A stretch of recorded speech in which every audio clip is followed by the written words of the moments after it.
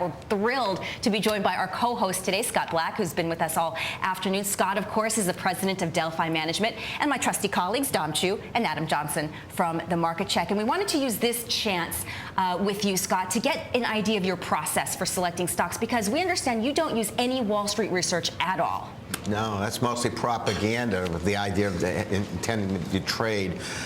We're sort of the old Warren Buffett style. There was a book that was published in the 1970s by John Train called The Money Masters. It's not no sex, no violence, but it's an interesting read. You mean it's still good? Yes. And Warren talks about his process, and it's what we use as an embarkation point. The most important thing is high return on equity, because all things being equal, the higher the return on equity supports a higher growth rate. So at Delphi, we like companies that on average do well over 15% on equity. If it's cyclical, they have to do far in excess of 15% on book on the recovery basis. Then we look at a 3 to 5 year time horizon for earnings and revenues. I know there's a lot of focus on television shows of beating the IBES estimate and the stock did 1 cent better or 1 cent less, but that's not really the way you should invest. You want companies that can take it from point A to B with a secular growth rate both on the top line and the bottom line that's far faster than inflation. And this is fascinating. You physically visit every company that you invest in. Or they visit us, or we call them.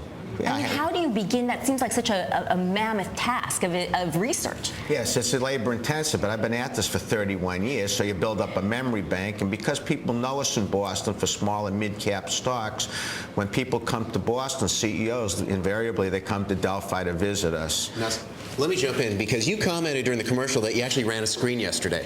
And Dom and I ran a screen too. We'll get to that, but I want to hear what made your screen. What showed up that you might think about buying? Well, a lot of the stocks we already own are on the list, for example. But what's interesting, if we take just a 14% ROE, price to book under 2.5, and a PE under 13.5 times forward.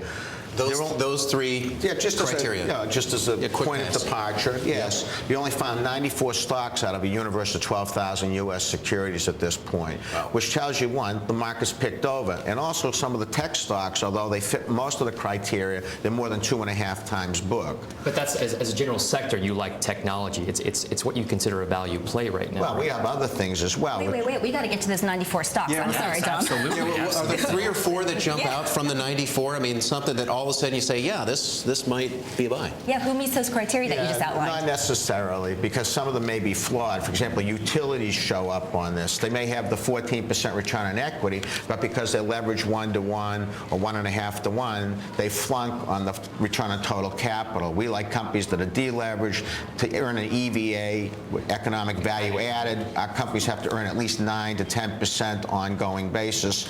And if you put a 1-to-1 debt equity ratio in a utility at 14% return on equity, you have a 7% return on capital. What kind of names are we talking about here? I mean, what names in particular pop out at you? Well, you have, certainly some of the property casualty insurers we refer to, and oil service companies. Dom, we ran the list. We got a couple of names. Let's run by the man. Well, here's the thing. We got Goldman Sachs. That's on the list right now. That made our cut. That made our cut. It was similar to yours. Through some of those we haven't owned it since the day they went public. I bought it on the opening. I know the travails they have. I watched the testimony on C-SPAN. Well, I just want to put up a chart right now. That's the chart of Goldman Sachs right Goldman. now. And Did Dom, you figure in the 1 year forecast liability, though? The SEC lawsuit liability?